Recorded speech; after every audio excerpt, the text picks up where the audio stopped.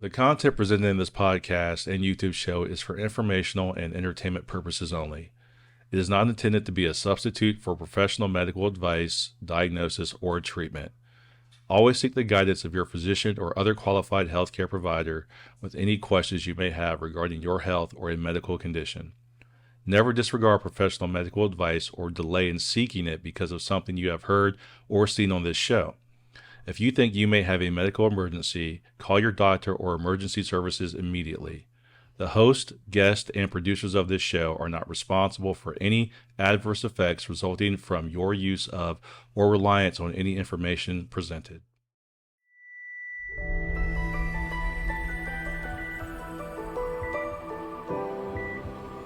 Andrea, can you hear us?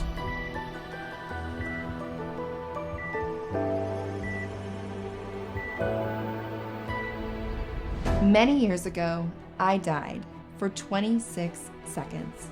There are so many people in this world that have experienced life events that have led to their sole purpose. Wake Up Your Soul with Andrea will bring you these significant life events that demonstrate how to use those moments for guidance and life purpose. These are our stories.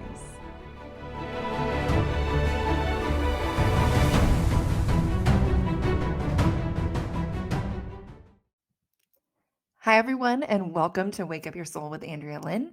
Today's guest has a story that is nothing short of miraculous. He is going to share with us how you can get out of that hole that sometimes we feel like we're in life by sharing his story about being basically in a hole, but underground, let's say. Thank you for being here, Matt. Thanks for having me. Appreciate it. It's awesome.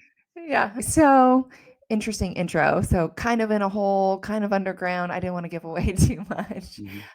Let's share with people what you were doing before this incident happened. You were a professional snowmobiler for sports films, right? Yes. I guess you'd more or less say I was semi-pro because there was definitely some quirks and some pay involved, but it wasn't my full-time job per se, but it was my fun job. I Okay, rode at a so pro level and I got to ride with some of the best guys in the world and got to ride all over the Western US and Canada, and it was an incredible experience. But I rode in 7 different snowmobile motion pictures in a 5-year span and became one of the well-known names in the whole film circuit. And mhm, just kind of accidentally arrived there. It wasn't like I was planning on being a pro. Wasn't really planning on becoming that status. I you got were just really noticed, good. Yeah. and then I just took off from there. And then I wrote for one film, and led the next film, and they just kept wanting me to come back. So my ability on a sled and my passion for the sport led to a lot of cool things for me in my life. I rode in a lot of incredible terrain, huge stuff in Canada and Wyoming, Colorado, and Okay, I yeah, guess so you could we're say, not talking, yeah, for people listening, we're not talking about just cruising on a snowmobile, like on you know, flat terrain. Matt did the extreme sports. So, yeah, tell us more about what it looked like when you were filming these films. one of my fortes per se was called chute climbing. We pick a narrow chute between 2 rocks or between a group of rocks or between 2 cliffs or whatever it was, and a lot of times just barely wide enough to fit a snowmobile through, and there were steep climbs, and so we'd have these high-powered turbocharged snowmobiles, and we'd take 'em up these steep rock faces and narrowly maneuver them through the tight stuff and break out the top and climb it, and it was exhilarating, it was incredible. I'm Film and nervous just listening to this because I know where this is going, but okay, so but as you're explaining this sounds like there should be some sort of evaluation of the mountain before you just dive into this. Was there, or did you just kind of look at it and it's like, was there any assessment before you started Oh, cruising yeah, up yeah, into there's the always mountain? assessment and Okay. there's definitely assessment of snow conditions, like, is the snow deep enough? And then, Mhm. is there too much fresh stuff? Is it unstable? We'd even test the layers of the snow early in the day and see how the layers of snow responded to our input, and we'd Okay. know if it was avalanche conditions or if it was unstable conditions. We all obviously sat at the bottom of the hill, and you mapped out your route up the hill, and you looked at what the potential things that could go wrong. I'd done it enough that I was able to just kinda map it out in my mind and know where I was gonna go, and some of the Yeah. decisions have to be made in the moment because you get there and don't know what you're gonna find, and you find some either weird snow conditions or you find rocks you didn't know were there that got Yeah. exposed suddenly, and so there's lots of things that have to be made on the fly, lots of decisions, but Okay. it was intense. The rush was incredible, and then the wind, the break over the top was exhilarating, like, you can't believe it, so Yeah, I can imagine. I've snowboarded and Yeah. skied, but yeah, never done that. And I don't know, especially after listening to your story, I probably won't want to do snowmobiling to the Oh no, extreme level. don't let it scare you away from the sport. It's an incredible sport. So Uh, well, I just not as extreme as you. I mean, I like a snowmobile, but yeah, maybe not up the mountains. So let's go to the day that you had the accident. What happened? How did the day start? it's interesting. We knew there was avalanche conditions that day, and we knew there was some risk of that, right? Okay. People listening that are so unfamiliar with all this, how did you know that there were avalanche conditions that day? Well, it kind of had warmed up like late Okay. February, got kind of a little bit slushy, Yeah. and then froze again. Okay. So it got hard pretty much, and then snow 2.5 to 3 feet on top of that, right? So Okay. you have an unstable layer sitting on top of an ice slab, basically. So Yes. it wasn't like it was extreme conditions. If you went home every time there was risk of an avalanche, you'd never get to ride, right? So we Okay. had to be aware of that, and we played in the trees a lot. We kind of started to do what I call a slab test, where I would cut across a steep slope across the Mhm. face Okay. with my snowmobile, seeing if it would slab off, and if it would break off in slabs across a small steep face, then I Okay. knew it could potentially slab off on a large slab. We tried that a few times and didn't see any indication it was that unstable, and Okay. we went around to an area called the Twin Lakes, and we call them the Upper Twin Chutes. They're pretty savage chutes. I usually climb at least once or twice a year for the film. And so we went up to climb those, and I set up to climb, the camera set up, I was ready to roll. And I just got to the bottom of the hill, and I have no memory of this, but the group tells me that I rode to the bottom of the hill and looked up at it a little for a while, and then rode back to the camera and said, "Not today, guys. I have a bad Mhm. feeling about this. Not today. Let's don't do it today. Let's go to the Brundage side of the mountain, because on the Brundage side, there's typically more there's rocks and trees and stuff to hold the snow in place, right? So let's go there because there's less slides on that side." Mhm. So They, you don't even remember saying not today. no, I have memory about 2 hours prior to the avalanche on the Okay. group having a snack with the group on a ridge top. And then I Mhm. lost the last 2 hours. Like I didn't know me ever seen that hill, climb the hill. Then we got to the Brundage side, I rode to the Brundage side, right to the lake.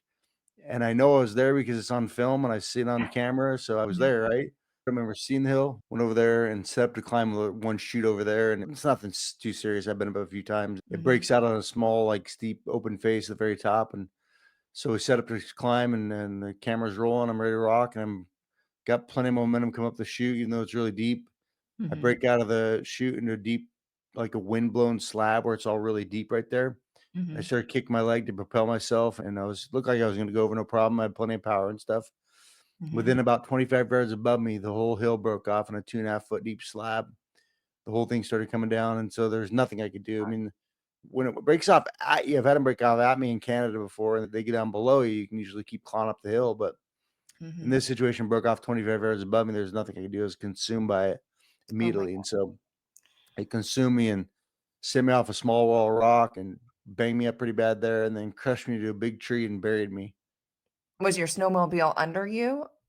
We got separated. So we're Okay. kind of buried separately from each other. Okay. So some of it was about 15 feet away, something like that. Okay. So the thing that really got me was hitting that tree and smacking the tree like a rag doll, no protection on my body or brain. And so Mm. we wear all kinds of gear. We wear the right stuff. We wear chest protectors and gear and boots and helmets, right? But Okay.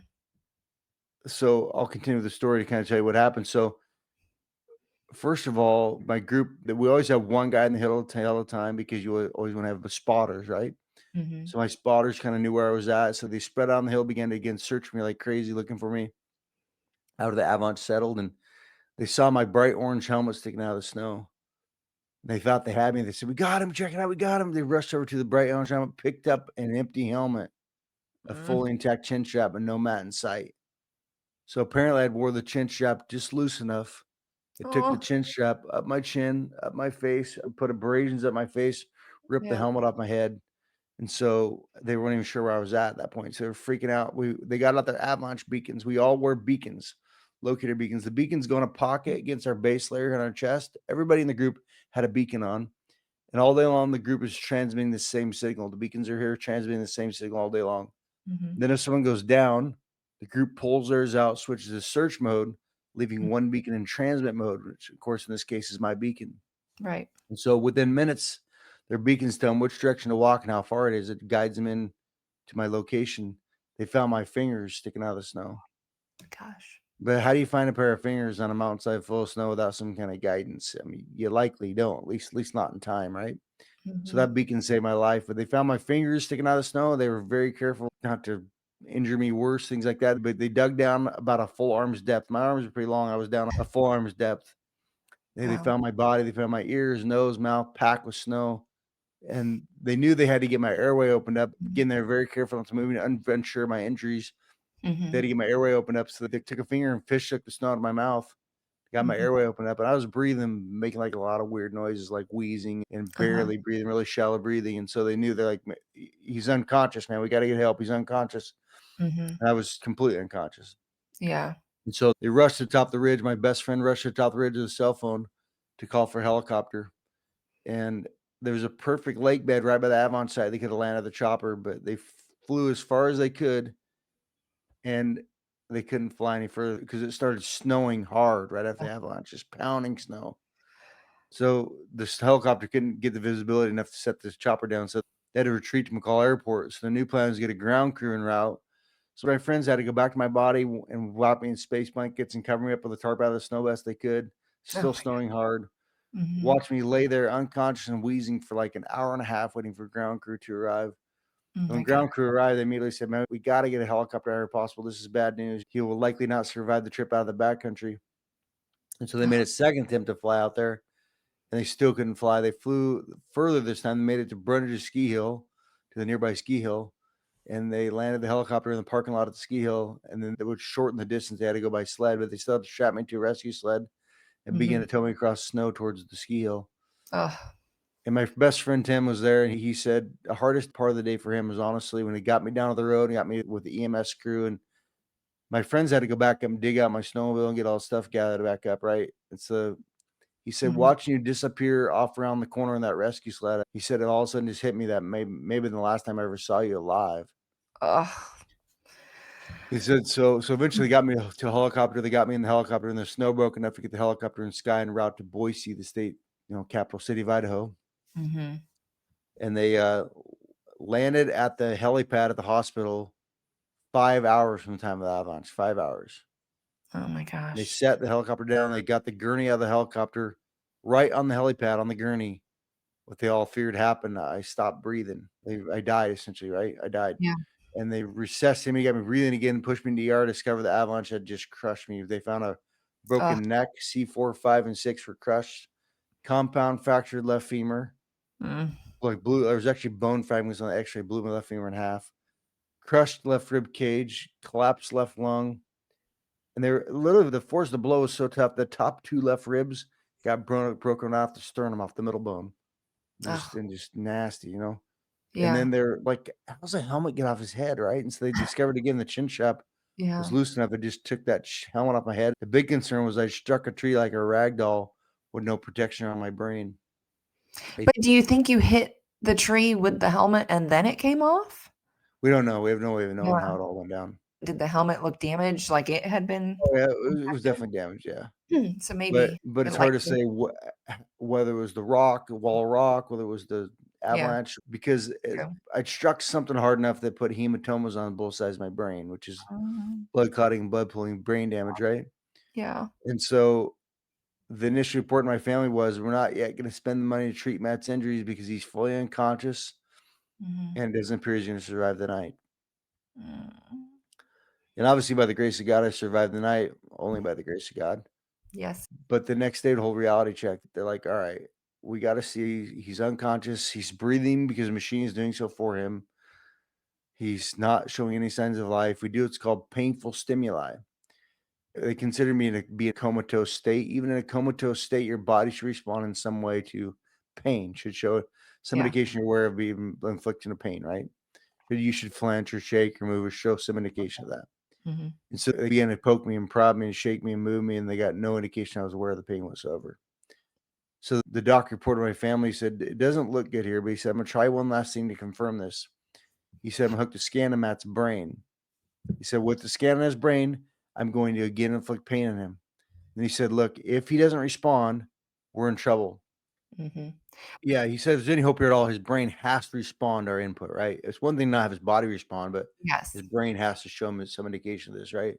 Yeah. So the scan of my brain began to again poke me and prod me and shake me and move me, and they Hmm. got nothing. They even like dig under your fingernails. That would be Oh, extreme pain. Nothing. nothing. Last thing doctor did to confirm is he picked up my left leg, my broken leg, and not been fully treated yet.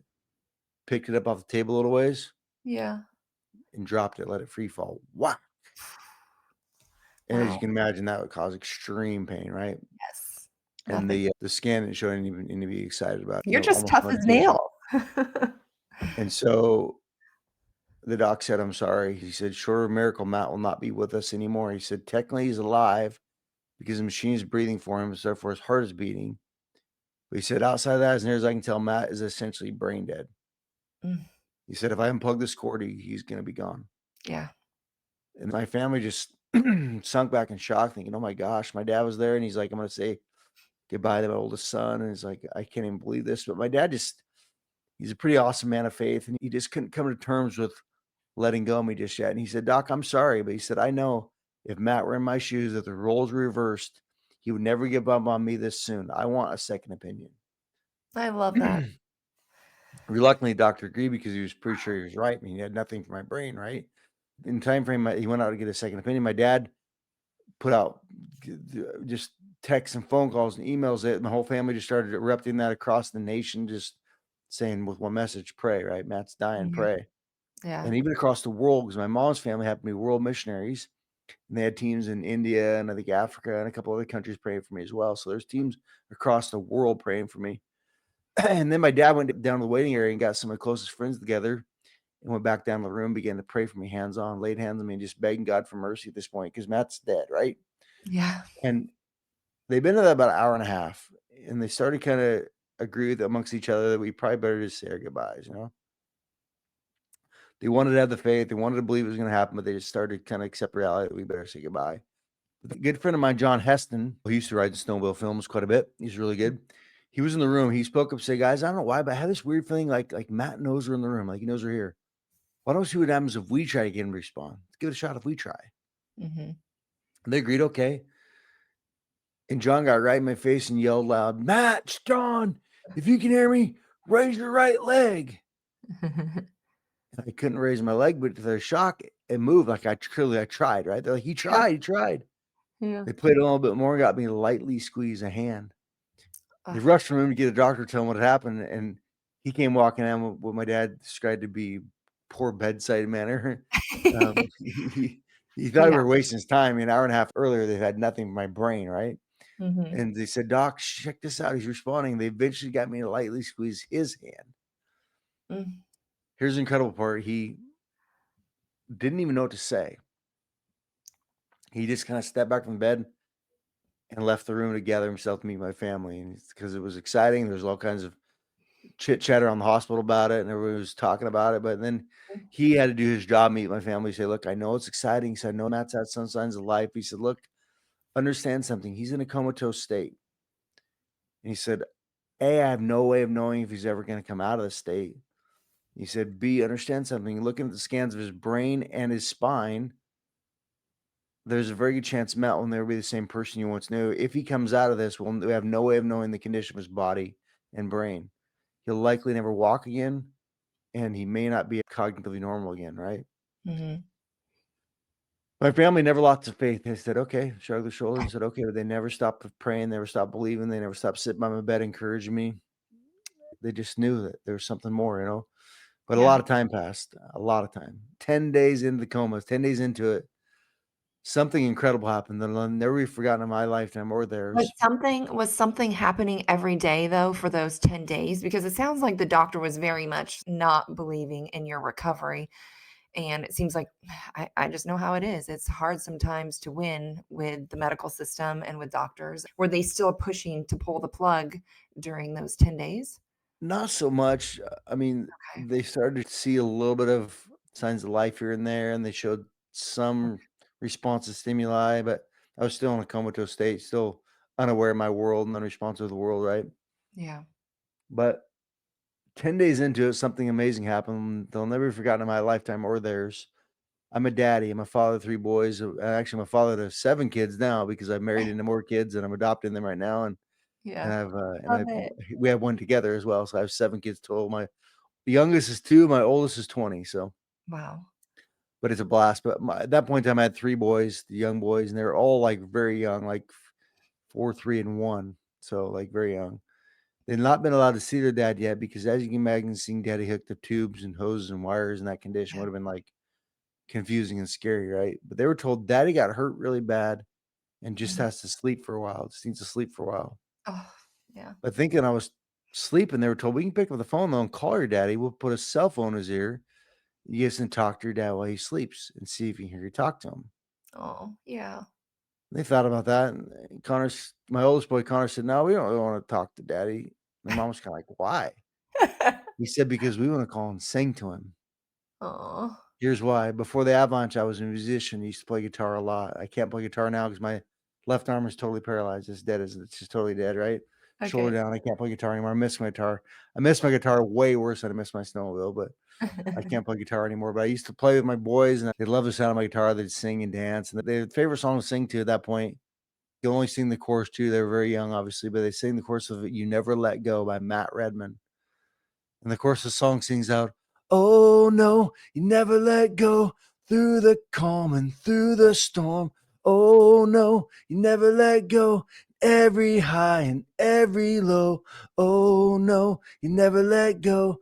Lord, you never let go of Gonna make me." me cry. And so they're told they can call their daddy, and he said, "We want to sing to him." They said, "Okay, what song should we sing?" He said, "Our favorite song, Never Let Go." My boys called their daddy in a coma. They put a cell phone in there and they sang, "You Never Let Go."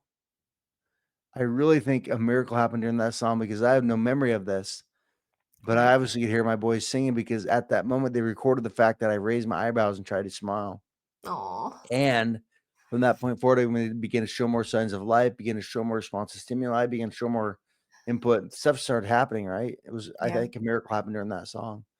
But a lot of time passed. It wasn't until again, it kinda come out like day 27, 28 kinda come out and then drift back in, then come out, drift back in. It wasn't until day 41 they said I was officially out of comatose state. I mean, that's a lot of trauma to your body, though, so I think it's very understandable that your body Mhm. just needed to sleep. Right, yeah, Yeah. makes sense. And it's almost a good way to describe it to the kids, and that's what was happening when your body was sleeping, right? I mean, even when we have surgery, right? Like, I've had Mhm. plenty of surgeries, and I know how it feels, like, sometimes I Yep, just need to lay in bed and sleep for a week, and yep. I'm just awake to eat and then back down, so that's nothing And I in think it gave comparison. my body time to heal and give me some time to eliminate some, I guess, miss out on some extreme pain, Yeah. not the because I'm sure it was the worst in the beginning, but I came out of the coma at day 41 and the doctor was right. Like, I was not the same person. It was flipping scary. Like, it was initially they tried to get me to speak and I could barely speak and my words were slurred and Okay. they gave me a pen, asked me to write my name. I couldn't write my name. I couldn't even write the alphabet. Mhm. They began to try to get me to recognize people and things in the room, and I didn't recognize things very well. And so they're like, "Oh my goodness, this is going to be the new reality," And so they had to realize that it was going to be a long journey. And I really think that I would be somewhat like that still had God not done a miracle because Mhm. my family never stopped believing, never stopped praying, never stopped pressing in because I mean, today I'm mentally normal. I mean, my wife would sometimes argue whether I'm normal or not, but rightfully so. But I got my life back, but my family never Did you recognize your family when you came to? Or I have did very foggy memory of that. They said I could recognize some people, but other people I couldn't. So, Okay, so some but people. and then I began to get out of bed into a wheelchair. I could not walk. Okay. Then they began to push me around to physical therapy, occupational therapy, speech therapy, cognitive therapy, Yeah. everything they could do for day in, day out. And Mhm. I don't really have much memory until like day 45. Okay. I remember coming out of kinda just got out of that foggy state a little bit and them having to explain to me what happened because I had no memory of it, right? I've Right. got long-term memory, so I knew I was in the avalanche. I knew I was riding the snowmobile at a professional level. I knew I was taking the risk. I knew all the stuff I was doing, right? But I had no idea that the avalanche had happened. Yeah. So it was so weird to wake up and have to be told what happened to me because I didn't even know why I was even in the hospital, right? So it's so Yeah. weird. But I Yeah. began to have my family around just encourage me and loved me and just helped me and just coached me, and my friends were there, and I just had incredible support system and never stopped fighting. And I told my doctor, I said, I'm gonna get out of bed and go as long hard as I possibly can, get back to bed, sleep again. Then I'll get Mhm. up and I want to go again. Then I want to get up and I want to go again. I said, Mhm. I'm not gonna let this get me. I'm not getting beat by this, right? Right. And I would almost refuse to believe the prognosis when they tell me I wasn't gonna walk in, I wasn't gonna talk normally again, wasn't gonna do all these things again. Because at one point my speech was so bad they thought I would not speak normally ever again. And I speak pretty fluently now, right? Yeah. That's And pretty wild though that their expectations were so low. I'm not saying we have a ton of miracle stories, but we have plenty of miracle stories right, of this right, happening with people, and they do eventually regain their speech and walking and things. And it's interesting that they like that's just such a bad attitude to have. I feel like, they're setting the bar just so low. But I get it though from right. their perspective too. If they tell parents, expect the world and like, oh yeah, and then when it doesn't Right. happen, Yeah. there's a Yep. lot of letdown. So I Yeah. understand that piece of it. What's crazy is at a conference in Sun Valley, Idaho, I was speaking at a medical conference as a motivational speaker, and it was a conference put on by the hospital I spent most time at, and I got to reconnect with one of my rehab doctors there, and we were having a glass of wine after this speech, and we were just chatting about it and catching back up, and he said, he goes, Matt, I got to tell you, he goes, I don't know if I really believe in God or not, but he said, Oh, us doctors have to at least admit there's some kind of a higher power. yeah. Because he said, "On paper, you just can't be with us right now. You're not here. Like, medical science-wise, you're not here. Mhm. Medical science can't explain why you're here, why you recovered, why you're still doing these things you're doing. It just it's just not realistic, you know?" So There's so so he many even he was things. saying there has to be a miracle working power of some kind, right? So I believe Yeah. it's God, of course, but Yeah. Well, there's so many things that science can't explain. So how yeah. do we explain it? So I'm with you. They did that whole therapy routine for a long time. I was hospitalized for 88 straight days, Wow. and I Okay. gotta tell you, that's a long journey. That is a very long journey. I mean, I would love to ask like about epiphanies or reflections, but I'm gonna imagine during that time period there just wasn't a lot of reflecting, and it was more just like It being was a a baby grind. again. Yeah, it was more being a baby again and just like It was learning. survival. Yeah, you're not reflecting yet. You're just Right. learning and you're just in that stage of growing. But looking back and now with doing motivational speaking, how do you take your story and explain to people how they can push through their hard days and how, like, you've obviously learned a lot through the reflection, I'm sure, now that you're Mhm. on the other side of it. So what would you tell somebody that's just feeling like they're really just stuck and they're in a rut, they're in a hole, feeling like I can never get out of this? How do you tell somebody they can get out and how do they get out? Well, I think a lot of it has to come back to what I learned when I came home, Okay. because coming home was harder than being in the hospital. It was a victory, right, to come home, but it was scary because I went home to things I had no control over and things I was, like, scared to death of because I went home to a world that did not know me anymore, and I essentially did not know my world, right? Yeah. And so what I learned when I got home is the one thing I share all the time with people is that I've gotta focus on things I can change. Mm. As my cognitive ability came back, as I began to understand the gravity of the situation and know what I was up against, at that point, I had to make a very intellectual decision, an emotional decision. I'm going to focus on things I can change. I can't change the avalanche. I can't Yeah. change how bad it crushed me. I can't change the fact my neck's bent funky, my left arm's paralyzed. I can't change those things, right? Mm. I can't afford to waste time, passion, energy, emotion on things I cannot change because I Okay. just simply didn't have the energy to spare. So I Right. had to harness all the limited energy that I did have, harness all the limited passion I had, and apply it only to things I could impact and change and focus it there. And so sometimes it was little tiny things, Mhm. but it was a little bit every day. And in fact, I put a sign by the wall on the wall right beside my bed. So I woke up and saw every single morning. It was a full size 8.5 by 11 sheet of paper, big bold print. Said, "What can I do today a little bit better than yesterday? Mhm. What can I do today a little bit better than yesterday? Only a little bit. That's all I have to do. I just Mhm. can't afford to go backwards. It was challenging because I was a go-getter. Before the Avalanche, I was a machine, right? I got after it. I was Yeah. successful in the business world. I was successful on a snowmobile, and everything I touched went well for the most part because I put myself to it. I'm not bragging about myself, just saying that I was Yeah, good at no. what I did, right? Yeah. And so I had to go from that to being completely nearly helpless, Yeah. have to have people all the time, needing help with things, having to learn how to twist off jars and bottles and caps and like Mhm. cut an apple and like all little things you don't think about doing with one hand, I had to relearn life Yeah. again. So Yeah, so when things are really hard, what I hear you saying is for people, like, when they're stuck and something's not going right and they just feel like it's just they're in that hamster wheel and I'm not getting out of this hole, it's the same thing over and over again, it's just hard, hard, hard.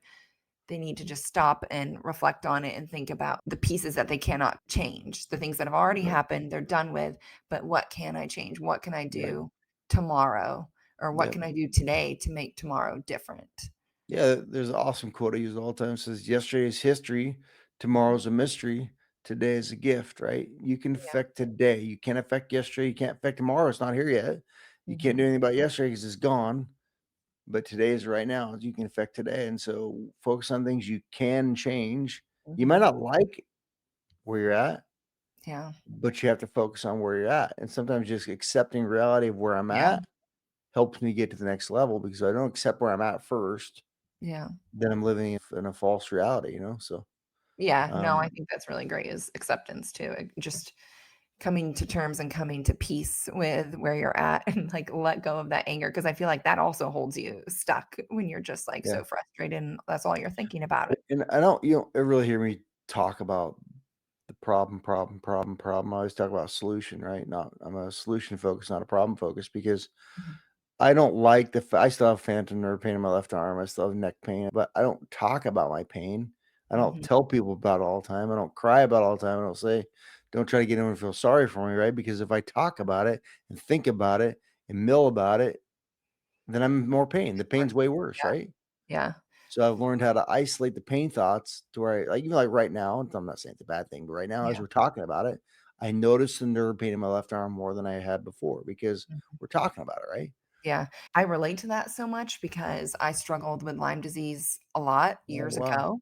And I had a friend that also was going through it at the same time, and she would text me almost every day, and she would be like, "Do you get this symptom? Do you feel this? How do you deal with this?" Da, da, da. And I had to tell her, like, as much as I cared about her and I wanted her to feel well and do well, it wasn't healthy for me. I was like, "You've got to stop asking me how Right. I'm feeling and how I'm Yep. doing. The way that I deal with this is to not hyper Right. focus on it and I don't wanna talk about it every day, and I don't wanna sit Yep. around and talk 100%. about my pain because it's there, of course it is, but I don't wanna sit and talk about all the things that are wrong, I wanna talk about all the things that are right and still functioning and working well, Right.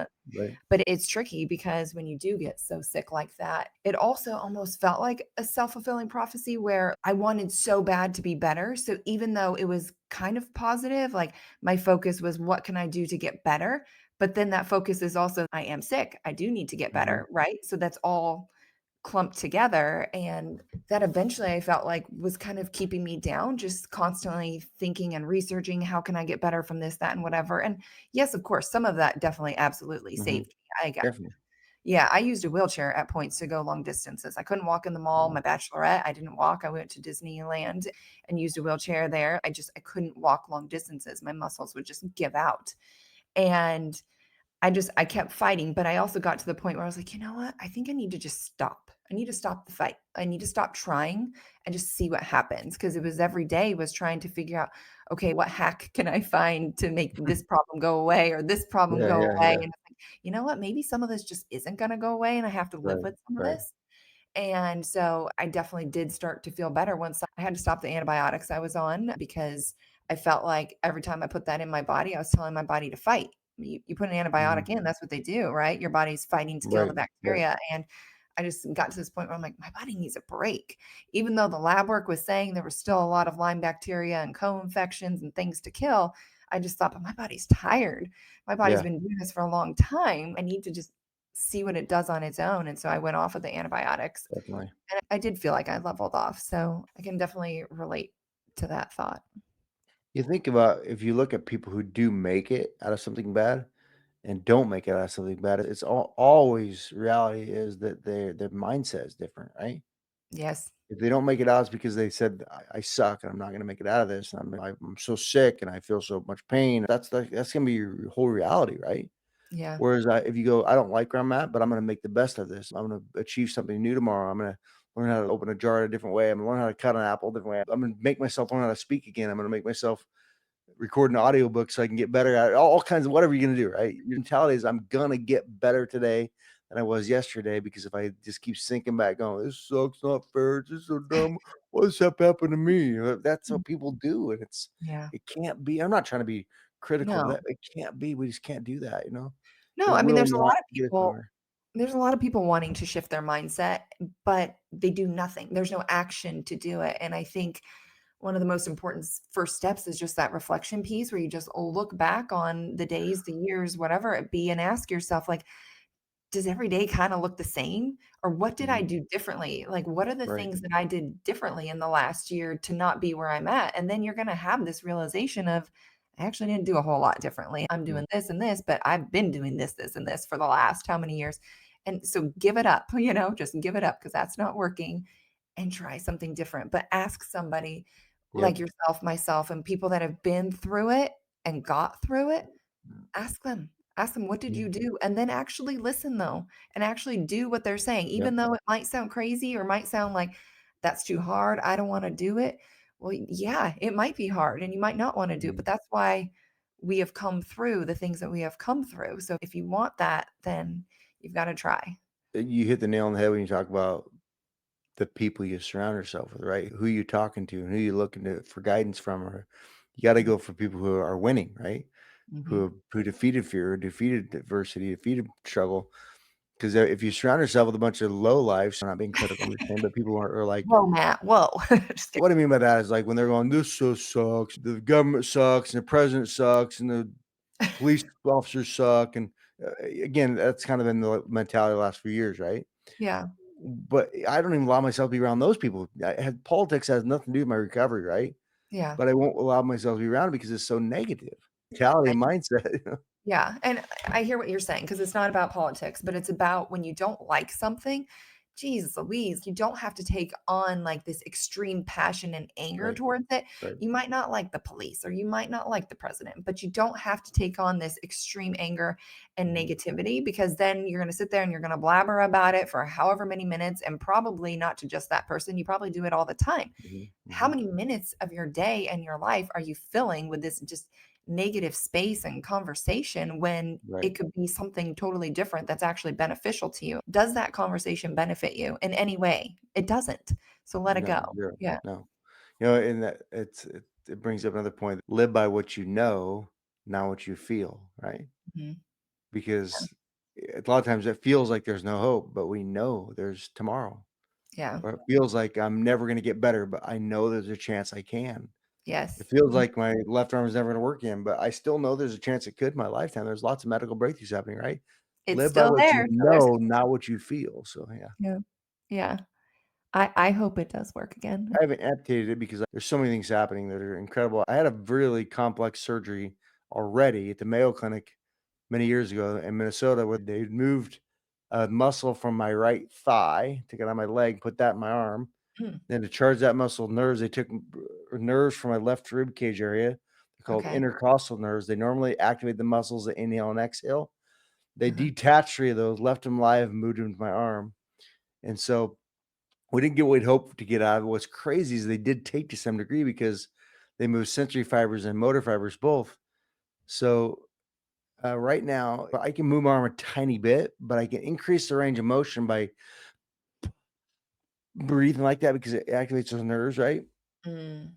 But my brain hasn't really relearned how to do that. What's really crazy though is they move sensory fibers too, right? So if you put an ice cube on the inside of my hand right now, I don't feel it in my hand, but inside of my chest gets cold right here. It's so Oh my gosh. weird.